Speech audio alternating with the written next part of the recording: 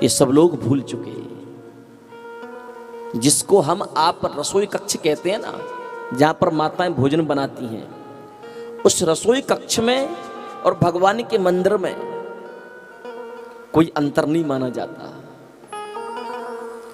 लेकिन आजकल के समय में लोगों ने उस रसोई कक्ष को भ्रष्ट कर दिया।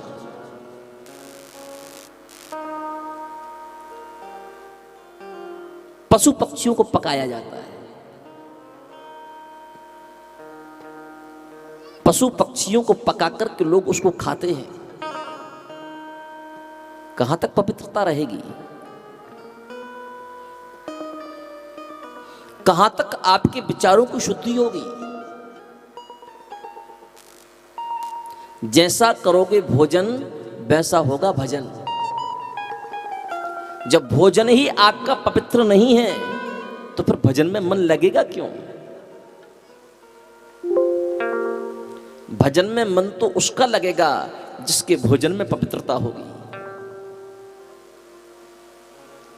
इसलिए व्यासपीठ से माताओं से मैं प्रार्थना करना चाहता हूं कि रसोई कक्ष को आप भगवान का मंदिर बनाएं, उसमें पशु पक्षियों को ना पकाएं, उसमें ऐसा भोजन बनाएं जो ठाकुर जी को भोग लगा सके। सत्य नहीं बचा, दया भी नहीं बची,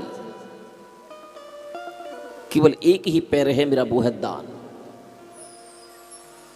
व्यक्ति दानशील रहेगा तो धर्म बचेगा। लोग दान करना बंद कर देंगे तो धर्म होगा कहां से? लेकिन धन्य है रे कलियुग, कलिना धर्म मित्रेणा धरेयं बाधिताधुना।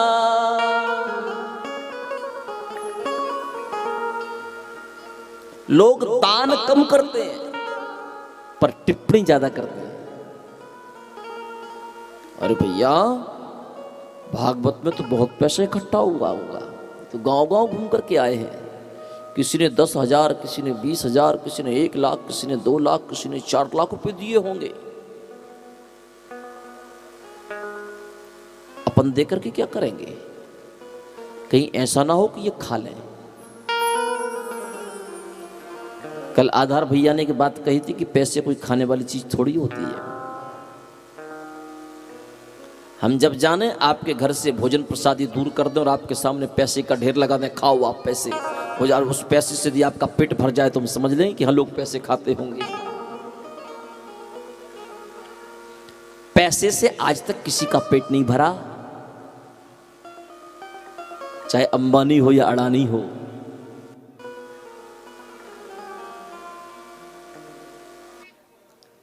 पैसा खाने का विषय नहीं,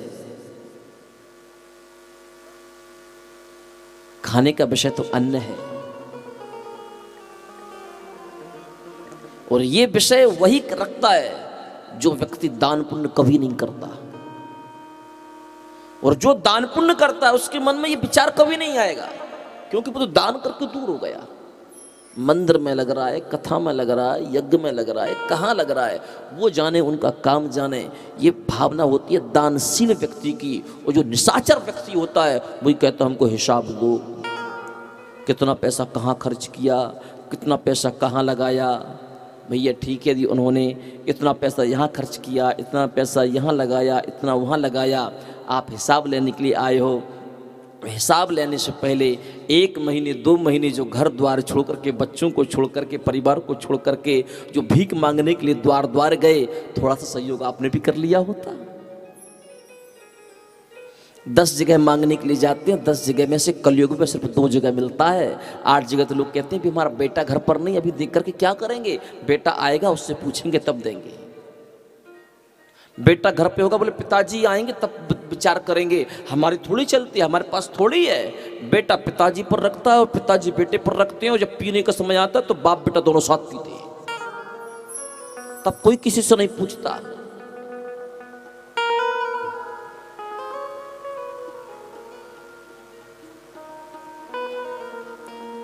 वर्ष में यदि आप लाखों रुपए अपने ऊपर खर्च करते हो और यदि वर्ष में एक बार धर्म के कार्य में आपकी पॉकेट से 1000-2000 रुपए निकल भी गए तो उससे आप अनाथ होने वाले नहीं हो। 1000-2000 रुपए के भगवान लाखों रुपए में बदल देंगे आपको। दान है तो धर्म है कलयुग में,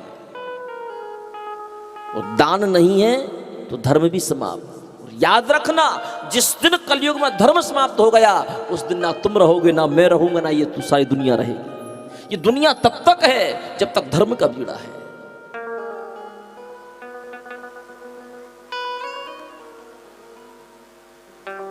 ये पीछे भैया हंस रहा है, मैं हंसने का विषय नहीं कह रहा हूं, यथार्थ सत्य बोल रहा हूं। ये हंसी वाला प्रसंग नहीं है। ये जो मैं इस व्यासपीठ से कह रहा हूं, ये हंसने का विषय नहीं है, गहराई का विषय है। इसको आप सोचिए, आप समझिए।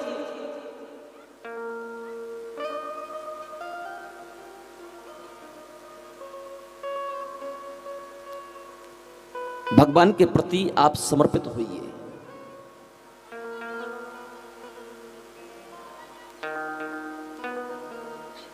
राजा परीक्षित ने कहा, नहीं, आपको तो बताना होगा कि आपका ये हाल किसने किया। धर्म ने कहा कि मैं किसी के ऊपर दोषारोपण नहीं करना चाहता, किसी को दोष देने से क्या फायदा, जो होना था वो हो गया। इसलिए आप जो काम करने के लिए आए हो, आप यहां से अपने कार्य में निकलिए। मैं जैसा भी हूं मैं ठीक हूं। राजा परीक्षित ने कहा, नहीं, जब तक आप हमको ये नहीं बताओगे कि ये आपके 3 पैर किसने काटे, तब तक मैं यहां से जाने वाला नहीं। धर्म ने कहा, महाराज, ये तो कर्म की गति है। जीव अपने कर्मों से सुख का अनुभव करता है और जीव अपने ही कर्मों से दुख का अनुभव करता है।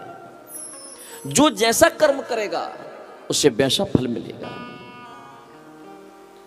कर्म प्रधान विश्व रचि राखा, कर्म प्रधान विश्व रचि राखा, कर्म प्रधान विश्व रचि राखा, कर्म प्रधान विश्व रचि राखा, कर्म प्रधान विश्व रचि राखा।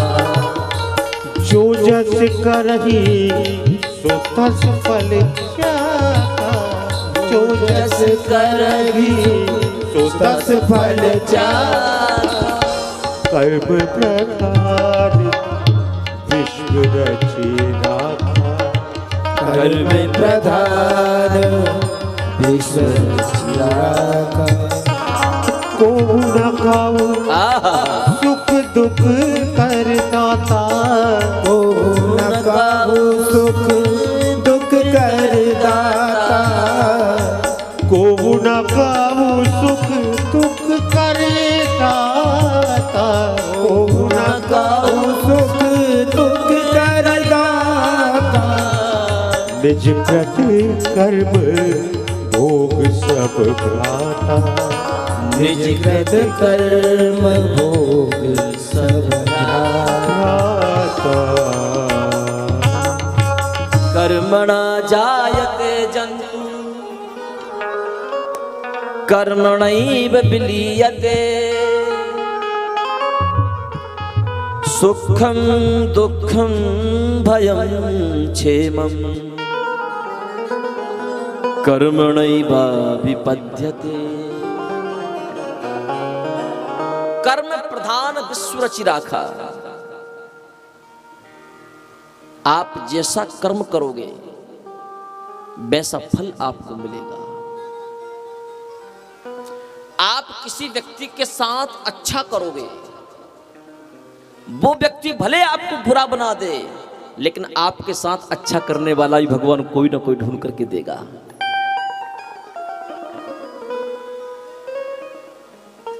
इसलिए हर व्यक्ति के साथ आप एक अच्छा करने का प्रयास करिए।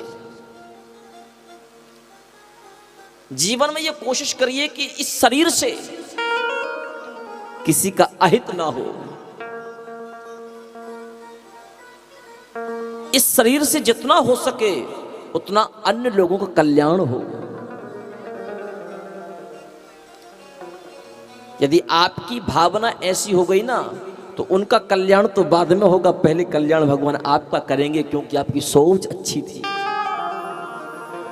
उसकी तकदीर भगवान बाद में बदलेंगे, पहले तकदीर भगवान आपकी बदलेंगे, क्योंकि आपकी विचारधारा अच्छी थी। और यदि आपके मन में यह भाव आ गया ना कि सामने वाले को तो बर्बाद होना चाहिए, वो आगे क्यों बढ़ रहा है, तो पर भगवान भी अपनी कसौटी कस लेते हैं। भगवान कहते हैं ये सामने वाले को बर्बाद करने का प्रयास कर रहा है ना, तो पहले इसी को बर्बाद करो। तो पहले भगवान आपको बर्बाद करेंगे, फिर सामने वाले को बर्बाद करेंगे। इसलिए अपनी सोच अच्छी रखिए, विचारधारा अच्छी रखिए। को न काऊ सुख दुख करी दाता, निज कृत कर्म भोग सब भ्राता। कोई किसी को सुख नहीं देता, कोई किसी को दुख नहीं देता। जीव अपने कर्मों से स्वतः सुख प्राप्त करता है और जीव अपने ही कर्मों से दुख प्राप्त करता है। इसलिए निरंतर भगवान से एक ही प्रार्थना करो कि प्रभु मेरा मन, मेरी वाणी, मेरा यह शरीर केवल आपके चरणों का दास हो। मुझे संसार से, मुझे दुनिया वालों से कोई मतलब नहीं, सबका कल्याण करो। भारत वर्ष में सभी सुखी रहे, ये भावना मन में रखिए। ये मैं नहीं कह रहा हूं, श्रीमद् भागवत महापुराण का सूत्र कहना चाहता है।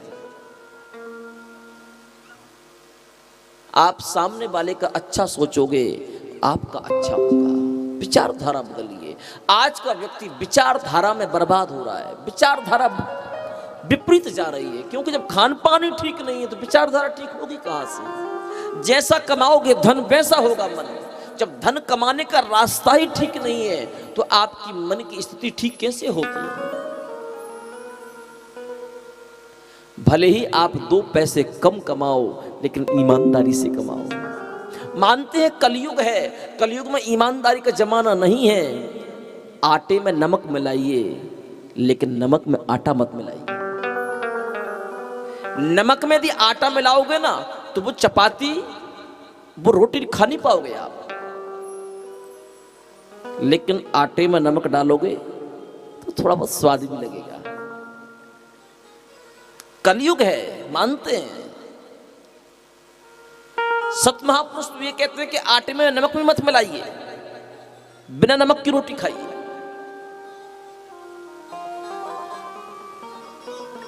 लेकिन फिर भी कलयुग है, कलयुग में जीना है। इसलिए धर्म कहते हैं कि आप महाराज जाइए, अपना समय नष्ट मत करिए यहां पर।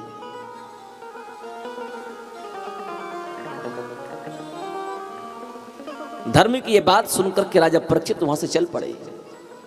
राजा परीक्षित ने आगे चलकर के देखा कि एक काले रंग का विराट पुरुष खड़ा है, हाथ में एक तलवार है। वो तलवार रक्त से लथपथ है, उसकी लाल लाल आंख है। परीक्षित समझ गए कि इसकी जो तलवार जो रक्त से लथपथ है, इसी ने शायद उस धर्म के 3 पैरों को काटा होगा। राजा परीक्षित उसको मारने के लिए दौड़े तो वह काला व्यक्ति परीक्षित की शरण में आ गया, मुझे क्षमा कर दीजिए। राजा परीक्षित को अपने बाबा परबाबा की बात याद आ गई कि यदि शत्रु भी शरण में आ जाए तो उसे क्षमा कर देना चाहिए। राजा परीक्षित ने उसे क्षमा कर दिया। पर राजा परीक्षित ने पूछा कि आप कौन हैं, अपना परिचय दीजिए।